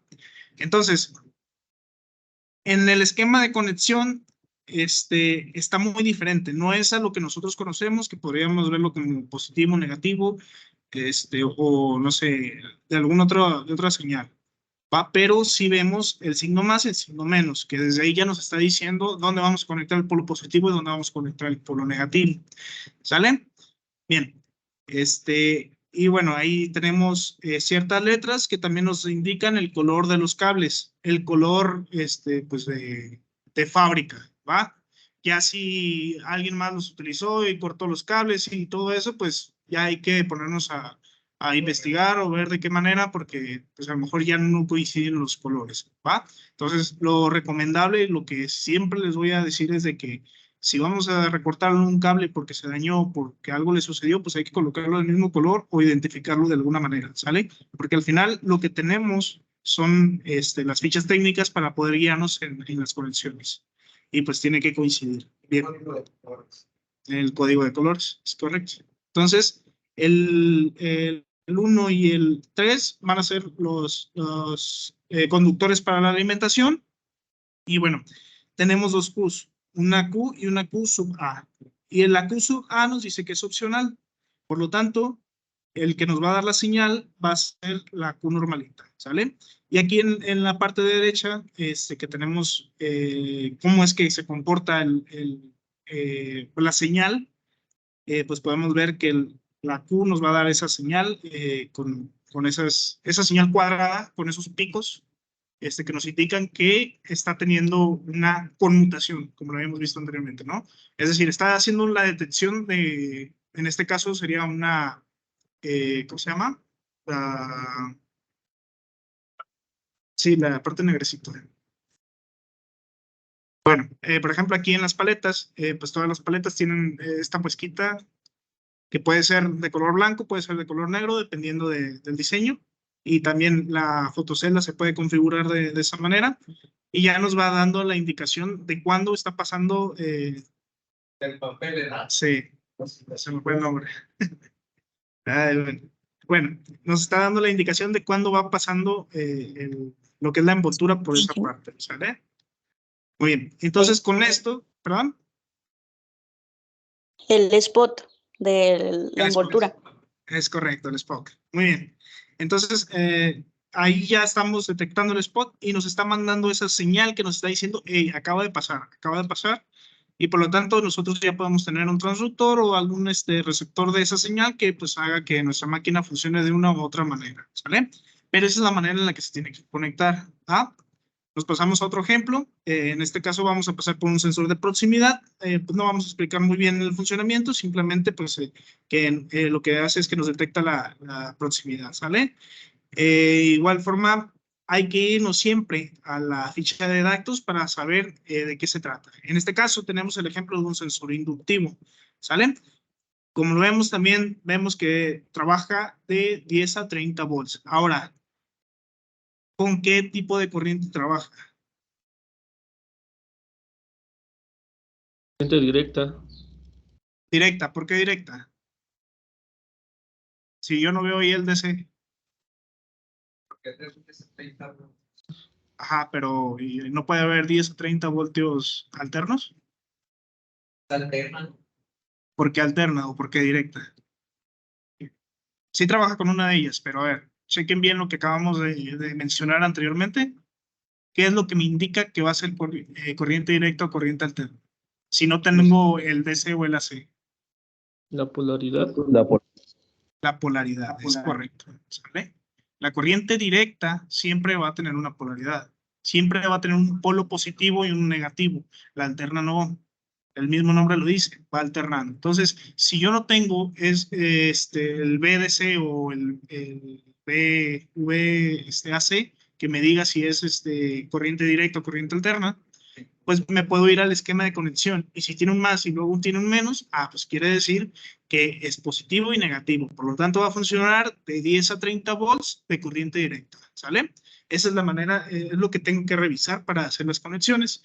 Y bueno, pues ahí mismo ya tiene la conexión de cómo es que se tiene que realizar. Ahora, ¿han escuchado hablar de los sensores o no sé, también los transistores o algún otro elemento electrónico que diga PNP o NPN? Sí. Punto. ¿Qué quiere decir uno y qué quiere decir otro? ¿Es positivo, positivo o negativo, positivo, negativo, no? Ok, muy bien. A eso se refiere. También acá respondió Diego, pero ya eso es en la parte teórica, ¿sale? Los que son electrónicos, mecatrónicos o han visto algo de electrónica, pues no lo sabemos muy bien, ¿no? Pero ¿a qué se refiere cuando ya lo tenemos en piso? Por ejemplo, el que tenemos aquí, el ejemplo de la conexión aquí, yo les puedo decir que es un PNPN, un PNP. ¿Pero por qué? ¿Qué? PNP. Inge Luis Ponce pregunta que si son las compuertas logísticas. No, compuertas lógicas no. No se refiere a eso. ¿Sale? Como lo mencionaba anteriormente, bueno, se ve principalmente en los transistores, ¿sale? Es como están dopados. Están dopados por dos partes, si es un PNP, por dos partes positivas y una negativa que está en medio, ¿sale? La composición. Pero ese no es el concepto, ¿sale? Eso no es lo que se busca, sino ¿a qué se refiere? De nuevo, vamos a verlo aquí. Tenemos tres conexiones, ¿sale? La que tiene positivo y la que tiene negativo, nos van a hablar sobre cuál es la manera en la que se va a conectar, ¿no? Pero ¿qué pasa con la señal? La señal lo vamos a ver en el hilo 4, ¿sale? Y vemos que tiene aquí este cuadrito. ¿A qué se refiere este cuadrito? ¿Quién me dice? No. No es la inductancia. Se refiere, acuérdate que la inductancia la podemos ver de esa manera, que no está en común, pero si está rellena, si está todo de negrito. Falta la L. Exacto, o le falta una L, ¿sale? Pero así lo podemos determinar como una resistencia, ¿sale? Como una resistencia. ¿Quiere decir que tiene una resistencia ahí? No. ¿Cómo lo determinábamos una resistencia también? Como una carga, ¿sale? Quiere decir que íbamos a colocar la carga o el receptor de la señal. ¿Vale? Inge dejó de compartir su pantalla, perdón. Perdón. No me había dado cuenta. Sí. Según yo, no. De hecho, a mí tampoco no me aparece la presentación, Inge. Sí, Okay, se dejó de ver. Ahorita la presento. Bien, pero mientras, porque sí está adentrándose un poquito, les continúo relatando. Bien, esa carga o esa resistencia que tenemos ahí, lo que nos refiere es hacia dónde va a conectarse la señal, ¿sale? Pero recuérdenlo, los circuitos para que puedan funcionar siempre tienen que cerrarse, tienen que volver a un, de su polo positivo a su polo negativo, ¿va? No pueden ser únicamente de un solo hilo. Entonces, ¿ya se ven? Listo, Inge, ya se ve. ¿Perdón? Sí, ya se ve, Inge. Excelente. Bien, entonces, un poquito más, ahí está. Entonces, el hilo 4 es el que vamos a colocar a la señal, quien nos va a recibir esa señal, pero recuérdenlo que, como todo, tiene que volver a su otro polo, ¿sale? Entonces, si lo vemos aquí, en la parte interna vemos como este switch. Este switch nos está comunicando la señal del 4, del hilo 4, como una señal positiva.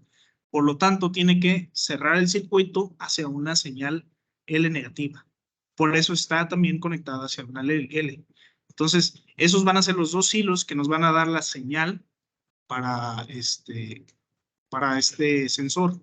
Es decir, nos va a dar una señal alta o baja, dependiendo de cuál sea la configuración, en el momento en el que detecte que algo está pasando a través ¿sale? Enfrente de este sensor, ¿sale? Esa es la manera de hacer la conexión. Y esto es un PNP, ¿va?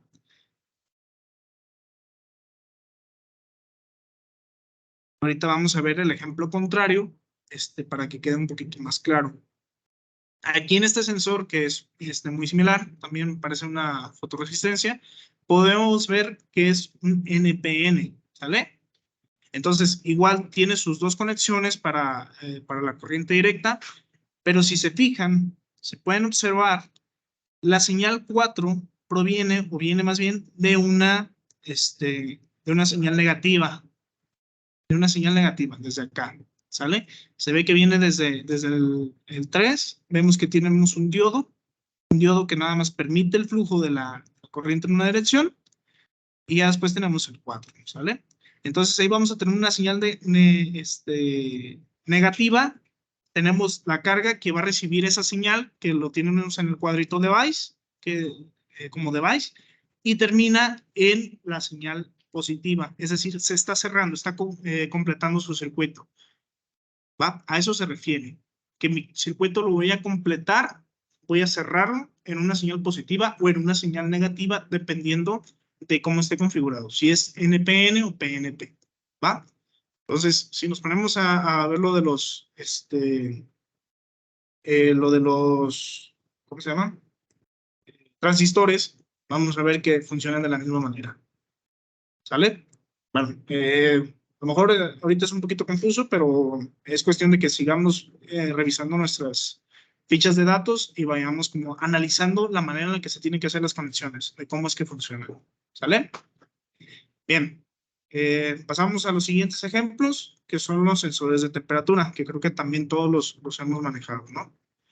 Bien, son dispositivos que miden la temperatura a través de señales eléctricas. Estos dispositivos electrónicos convierten la información obtenida en datos electrónicos de igual manera que pueden monitorear y registrar. Sale. Entonces, tenemos primero este ejemplo. ¿Qué es? Un PT100. PT100, ok. ¿Sí? Sí, comúnmente los conocemos como un PT100. No, es diferente un termopar, ¿sale? Ahorita vemos el termopar. El PT100 es una termoresistencia, también conocidas como RTD, y la más común es el PT100. Pero también tenemos PT1000 y tenemos algunos otros tipos que son un poquito menos comunes, ¿sale? Pero son resistencias térmicas, ¿sale? Entonces, ¿cuál es el objetivo de esto? Bueno, que al igual que con las fotorresistencias que habíamos visto anteriormente, la resistencia de la fotorresistencia cambiaba respecto a la cantidad de luz que le llegaba. Ahora, las RTDs o las termoresistencias van a variar respecto a la temperatura a la que están expuestas, ¿sale? Así es como funcionan. Y bueno, podemos encontrarla desde 2 hilos, 3 hilos y hasta 4 hilos. Pero ¿qué pasa? Es una resistencia, ¿sale? Es una resistencia, por lo tanto no tiene polaridad. Ojo, estoy hablando únicamente del sensor. Ya si nos vamos a lo que es el transductor, que es la ruedita azul que vemos aquí abajo, esta sí ocupa una cierta polaridad. Y ahí podemos ver cómo está configurada, ¿sale? Pero ¿por qué necesitamos esto? Comúnmente no vamos a encontrar la fotorresistencia así solita. Siempre va a tener su transductor. ¿Por qué? Porque las variaciones de resistencia suelen ser muy pequeñas. Necesitamos de este conocido como transductor que nos amplifique estas señales y podamos tener otro equipo, por ejemplo un PLC o un pirómetro, que nos registre esas lecturas con mayor facilidad y nos dé una mejor variación que pueda transformar en la lectura que nosotros conocemos como temperatura, ¿sale? Entonces, esas variaciones van a ser pequeñas, van a pasar por este transductor las va a amplificar y el PLC o el pirómetro nos las va a convertir en un display a algo que nosotros podamos leer como temperatura, ¿sale? En lo más común, pues en grados centígrados, ¿sale? Entonces, este es el PT100, de esa manera funciona. Ahora, vámonos al siguiente, que son los termopares, que era lo que se mencionaba. ¿Qué diferencia hay entre el termopar y entre el RTD? Bien, el termopar, a diferencia del RTD, no es una resistencia, ¿sale? El termopar son también dos conductores, pero tienen su pico al que recibe la temperatura, tienen una junta. Esta junta son 2 elementos que también reaccionan ante la temperatura, pero al momento de reaccionar no cambian su resistencia, no son elementos resistivos, son elementos que provocan una cierta diferencia de potencial, ¿sale? Muy pequeña, pero que sí es variable, que sí es perceptible. Y para eso también necesitamos un transductor, ¿sale? Este transductor va a leer esta señal, esta diferencia de potencial, y nos la va a convertir en una señal que a nosotros sea más sencillo poder manipular, igualmente con un PLC o un pirómetro o lo que sea, ¿sale? Para eso vamos a hacer la configuración. Entonces, de una diferencia de potencial que va variando conforme la temperatura, va variando también, nos la va a convertir en una señal comúnmente de 4 a 20 miliamperes. Y de los 4 a 20 miliamperes es más sencillo de leer para el PLC o para el pirómetro. Esa es la diferencia entre uno y otro, ¿sale? Entonces, el termopar son 2 elementos que nos provocan una diferencia de potencial, un voltaje muy pequeño, pero variable, que por medio de un transductor lo convertimos en una señal de 4 a 20 comúnmente. Puede ser también de 0 a 10 volts, dependiendo de cuál sea lo que requeremos. Y el RTD es una resistencia variable por temperatura, ¿sale? Ahí está la diferencia entre uno y otro. Ahora, ¿cuál es la especificación? ¿Cuál usar uno entre otro? Bueno, pues el PT100 como que es más común, más bien el rango de variación va de 0 a 100, como ahí lo menciona, por lo tanto es más sencillo de utilizar hasta cierto punto, pero el termopar, dependiendo del tipo, ya creo que todos hemos escuchado el tipo J, tipo K, etcétera, etcétera, puede llegar a tener unos rangos más amplios. A lo mejor tiene mayor variación con respecto a la realidad, pero tiene un rango más alto, ¿sale? Bueno, esa es la diferencia entre uno y otro. Hay más variables, pero bueno, tampoco quiero ahondar demasiado en eso. A lo mejor más adelante podemos ver un poquito más a fondo todo este tipo de sensores. El objetivo era que viéramos cuáles son las conexiones, de qué manera es que funcionan. Y si se dan cuenta, tenemos los esquemas también que nos van diciendo de qué manera tenemos que conectarlo.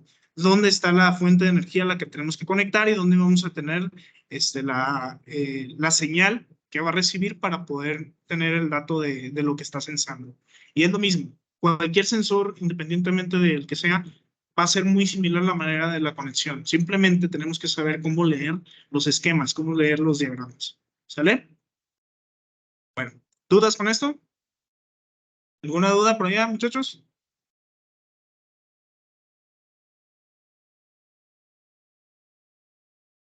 Parece que no hay. Muy bien. Bueno, entonces continuamos. Y ahora sí vamos a ver la ley de Ohm. Quizás debimos saberla un poquito antes, pero es la manera en la que se relacionan las magnitudes que vimos, que son los principales componentes, al menos en corriente directa. También funciona en la alterna, pero de una manera un poquito más distinta. con alguna otra variación. Pero bueno, en general nos indica que la diferencia de potencial va a estar dada por la corriente que fluye a través de la resistencia, por el valor de esa resistencia, ¿sale? Ese va a ser la diferencia de potencial. Y gracias a esta formulita, pues podemos sacar todas estas más, ¿no? Esto nos funciona perfectamente en los circuitos que son completamente resistivos, ¿sale? Con el tema de los condensadores, de las bobinas, pues podemos tener un poquito de variación. Las bobinas a lo mejor no tanto, para corriente directa. En corriente directa las bobinas funcionan igual que un conductor, ¿sale? No tienen una variación. La magia de las bobinas funciona únicamente con la corriente alterna. Pero bueno, eso lo vamos a ver más adelantito, ¿sale? Y a todo esto, ¿qué es la corriente directa? Pues creo que ya lo sabemos, creo que ya lo hemos visto. Es la más sencilla de las corrientes.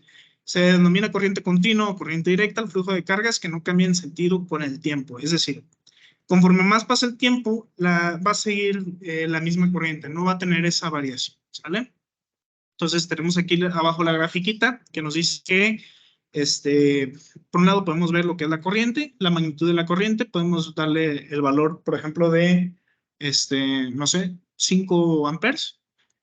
Y conforme vaya pasando el tiempo, un segundo, un minuto, una hora, una semana, va a fluir de la misma manera, ¿sale? Hasta que se quede sin carga o se corte la señal. ¿Va? ¿Y cuál es el ejemplo más común? Pues aquí lo vemos, ¿no? Tenemos, por ejemplo, un foco que funciona con corriente directa, que está conectado a una batería, y bueno, de este lado vemos un switch que nos permite el flujo de esta corriente, ¿sale? El diagrama de este circuito, pues es el de los más sencillos.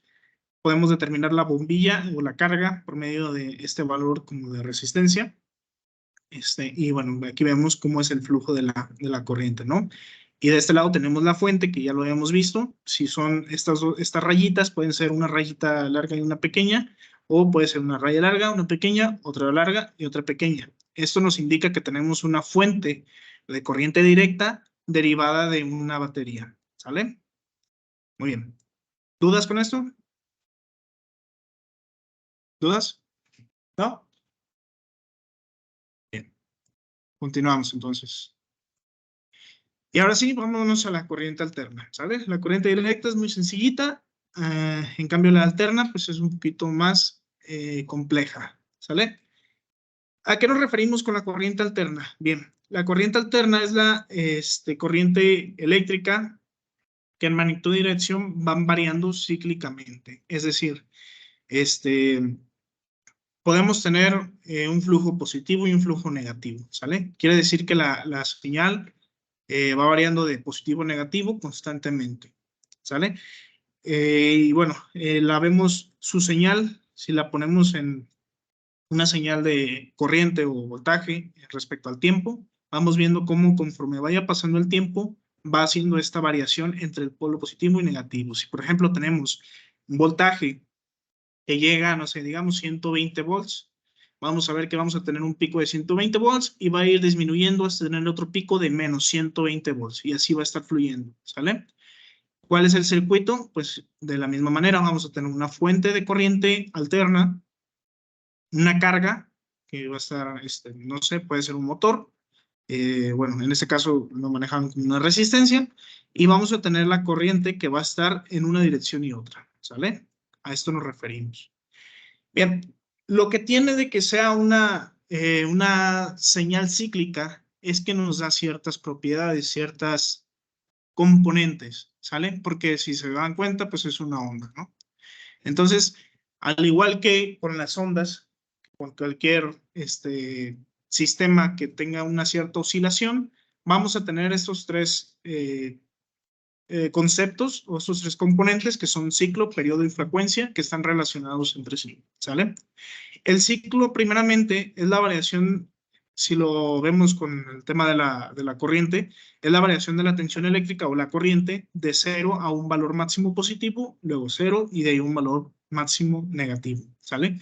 Es independientemente del tiempo, tenemos la señal en un punto, lo veíamos anteriormente, 120 volts. Bien, tenemos 120 volts, va bajando, llega a 0 volts, sigue bajando, menos 120 volts, regresa otra vez a 0 y regresa otra vez a 120. Todo eso, desde que está en 120 hasta que baja y vuelve a subir a 120, es un ciclo. Ahí podemos decir que cumplió un ciclo. Y bien, del ciclo se deriva lo que es el periodo. El periodo es el tiempo en el que ocurre este ciclo. Es decir, si tardó un segundo en completar ese ciclo de estar del pico máximo, bajar al pico mínimo y otra vez bajar al pico máximo, en un segundo vamos a decir que su periodo es de un segundo, ¿sale? Si tardó 2 segundos en hacer eso, su periodo es de 2 segundos y así indefinidamente, ¿va? ¿Y qué pasa con la frecuencia? La frecuencia es la inversa del periodo. Es decir, en un solo segundo, en la unidad de tiempo, ¿cuántas veces ocurrió este ciclo? ¿Sale? Si decimos en un segundo, fue y vino, estuvo en su pico máximo, pico mínimo, y volvió a su pico máximo 60 veces, vamos a decir que en un segundo cumplió el ciclo 60 veces. Por lo tanto, va a tener una frecuencia de 60 hercios. ¿Sale? Estos 60 Hz son los que nosotros utilizamos en la corriente alterna que nos llega comúnmente a todos lados, ¿no? Es la frecuencia a la que se genera la corriente desde pues, las centrales de energía, ¿va? A esto se refiere. Y bueno, pues en otras partes del mundo, por ejemplo en Europa, utilizan 50 Hz. Tiene ciertas variaciones, pero pues es la manera en la que ellos lo estandarizaron, ¿sale? No hay una gran diferencia en eso. Muy bien. Viéndolo un poquito más gráfico, lo podemos ver de esta manera. Tenemos aquí el círculo completo, es lo que denominamos un ciclo, ¿sale? Círculo es el ciclo y vamos viendo cómo se va haciendo la generación. ¿Cuál es la diferencia? Bueno, aquí el círculo pues no tiene una variación, simplemente está girando, pero en la parte gráfica podemos ver como el flujo del tiempo, ¿no? Cómo se va comportando en el tiempo. Y eso es lo que nos da la señal gráfica del comportamiento de una corriente alterna, ¿va? Aquí lo vemos, la distancia que tenemos marcada como una T en la gráfica en la parte de abajo es lo que corresponde al periodo, ¿sale? Del punto máximo, punto mínimo y volvemos a donde iniciamos, ¿sale? Y la amplitud, que pues no lo mencionamos, es desde el punto cero, el punto neutro, hasta el punto máximo o el punto mínimo. Como recordamos, son señales simétricas, por lo tanto, desde el punto cero al máximo va a tener el mismo valor que del punto cero al mínimo, ¿sale? De esa manera es como funciona. Bien, ya para casi terminar, al menos la sesión de hoy, vamos a ver otro video para reforzar un poquito de lo que vemos y anticiparnos a lo que vamos a ver más adelante, ¿sale? Este video, igual, Salvador, no sé si me haces favor porque ya ves que se pone medio lenta la máquina, el segundo video que tenemos ahí en la presentación. Sí, sin problema, me avisan si se ve. Sí, claro.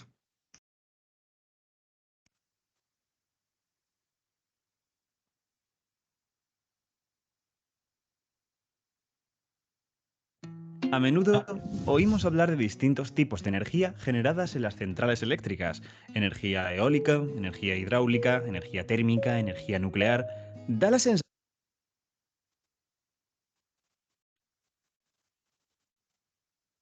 Sí, se escucha y se ve, ¿verdad?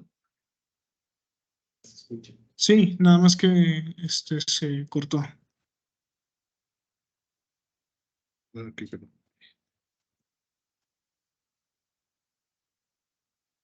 A menudo oímos hablar de distintos tipos de energía generadas en las centrales eléctricas: energía eólica, energía hidráulica, energía térmica, energía nuclear. Da la sensación de que hay diferentes sustancias circulando por ahí, cuando esto no es así. Casi todas ellas se obtienen de la misma manera, moviendo una turbina, bien utilizando cosas que la muevan de manera natural, o bien destruyendo cosas para que otras cosas muevan la turbina. Esta contagia el movimiento a un flujo de electrones que llega a nuestras casas, donde podemos usarlo para que nuestras propias cosas se muevan. Este movimiento canalizado es lo que podemos llamar de manera pedante transferencia de energía. Pero aquí hay una cosa que no queda clara. ¿Cómo hemos pasado de tener una turbina girando a tener electricidad? ¿Cómo hemos hecho eso? Amigos, esto es gracias a la ley de Faraday, la tercera de las 4 leyes que explican todos los fenómenos electromagnéticos clásicos. Vamos a por ella, pero antes, unos preliminares. Este es el campo electromagnético. Llena el universo por todas partes, como el aire llena tu casa. Esta es la manera por la que una carga positiva siente que existe una carga negativa, o un imán percibe que hay otro con el mismo polo. El campo es el medio de comunicación entre cargas e imanes. Pero hay más. Es conveniente pensar a veces en el campo electromagnético a través de 2 campos distintos, el campo eléctrico y el campo magnético. El campo eléctrico nos dice cuán fuerte y hacia dónde va a ser empujada una carga que haya por ahí, mientras que el campo magnético nos dice cuán fuerte y hacia dónde va a ser orientado un imán que haya por ahí. Lo que la ley de Faraday nos dice es que si un campo magnético cambia en el tiempo, esto altera el campo eléctrico, orientando y aumentando las flechas de manera que forman curvas cerradas. Si tiro una carga aquí, se moverá en bucle en esta trayectoria. El sentido de giro también está determinado por la forma de cambiar del campo magnético. Si este aumenta, la carga gira en sentido horario. Si decrece, irá al contrario. Esta perturbación del campo eléctrico existe mientras que el campo magnético cambie. Si en algún momento para, las curvas cerradas desaparecerán. Vamos a la práctica. Imagina que cogemos un imán potente y lo movemos subiéndolo y bajándolo. El campo magnético acompañará al imán en esta oscilación, por lo que ya tenemos uno que cambia. Vamos a fijarnos en una zona en concreto. Mientras el imán asciende, el campo magnético aumenta y esto amplifica el campo eléctrico. Pero justo cuando el imán está en su altura máxima, se detiene para volver a bajar. Aunque el campo magnético es intenso, no está cambiando, lo que apaga el campo eléctrico. Pero el imán baja y lo hace cada vez más rápido, reduciendo de la misma manera el campo magnético y volviendo a generar el campo eléctrico, pero en el sentido contrario. Esto ocurre cíclicamente. Si pongo justo aquí un circuito eléctrico, veré que el campo eléctrico empuja a los electrones del cable creando una corriente en un sentido, luego en el otro. Volvemos al primero, después al otro. Este es el origen de la corriente alterna, y es así como se convierte el movimiento de agitar un imán en la corriente eléctrica que circula por nuestras casas. Pero no solo se puede provocar sacudiendo un imán. Seguramente lo que se hace con la turbina es empalmarle el circuito para que gire en presencia de un imán que está quieto. Desde la perspectiva del circuito, es el imán el que está girando en torno a ella, y analizando cómo el campo eléctrico generado afecta al circuito, vemos que el efecto es exactamente el mismo. En definitiva, así es como funcionan los generadores eléctricos de todas las centrales del mundo. Por cierto, el hecho de que el campo magnético pueda perturbar al campo eléctrico y, spoiler, viceversa, es lo que se suele llamar inducción electromagnética. Pero, ¿por qué sucede esto? ¿Por qué pueden influirse mutuamente? ¿Algo especial está pasando aquí? Lo veremos en un próximo vídeo. Y ya sabes, si quieres más... Muy bien.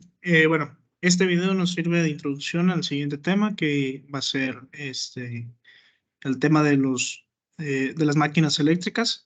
Y bueno, las máquinas eléctricas más comunes pues son el motor, ¿no? Y también el transformador, que ya lo estaremos viendo en la próxima clase. ¿Sale? De momento, ¿hay alguna duda? ¿Quedó claro los temas que vimos? Los vimos un poquito rápido, pero creo que se pudo comprender en general. No sé si por ahí existe alguna pregunta, algo que les haya quedado una duda, un comentario, lo que sea. Sí, muchachos. ¿No?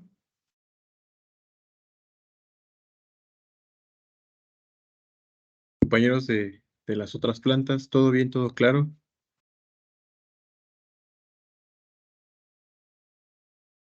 Pues parece que...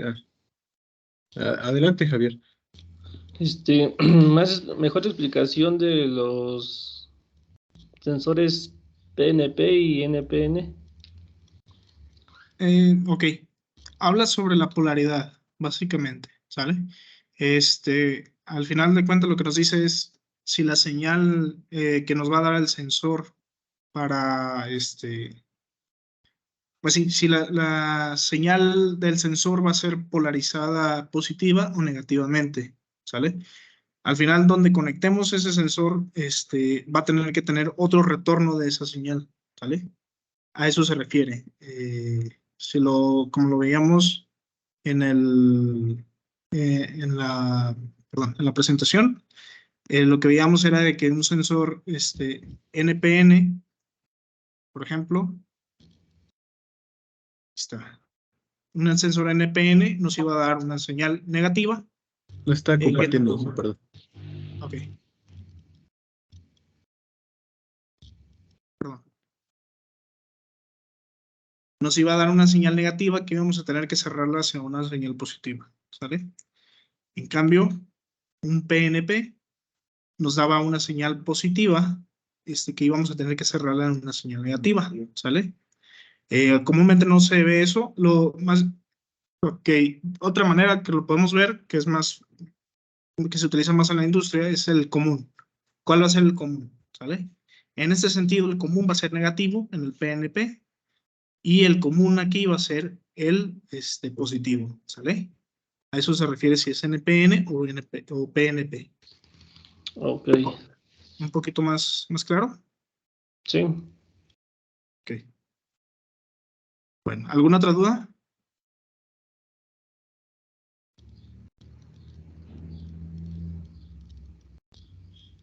Aquí, muchachos, ¿alguna duda? ¿Todo bien? Muy bien. Bueno, pues parece que sería todo por el día de hoy. Quiero felicitar a los compañeros y agradecerles por estar aquí. Creo que esta sesión fue un poquito más dinámica, más movida. Por ahí expresaron sus dudas, fueron un poquito más activos en la participación. Gracias. Todas las participaciones pues ya se registraron. Para esta sesión no habría evaluación, ya que pues, recordemos que este tema de electricidad abarca 2 sesiones, entonces se los estaría pasando hasta el día martes. También de favor recuerden que tienen hasta el día lunes 10 para realizar la práctica de mecánica industrial. Hoy, a más tardar mañana por la mañana, estaré creando el grupo de WhatsApp. Les dejé igual en el chat mi correo. O si no, pues por el grupo igual me la pueden estar haciendo llegar.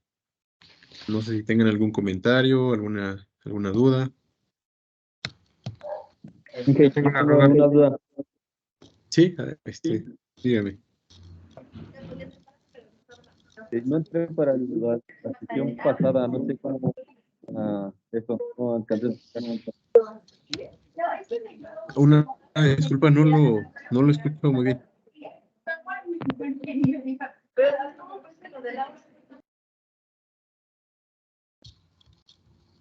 ¿Me podría repetir? Es que no lo logré escuchar bien.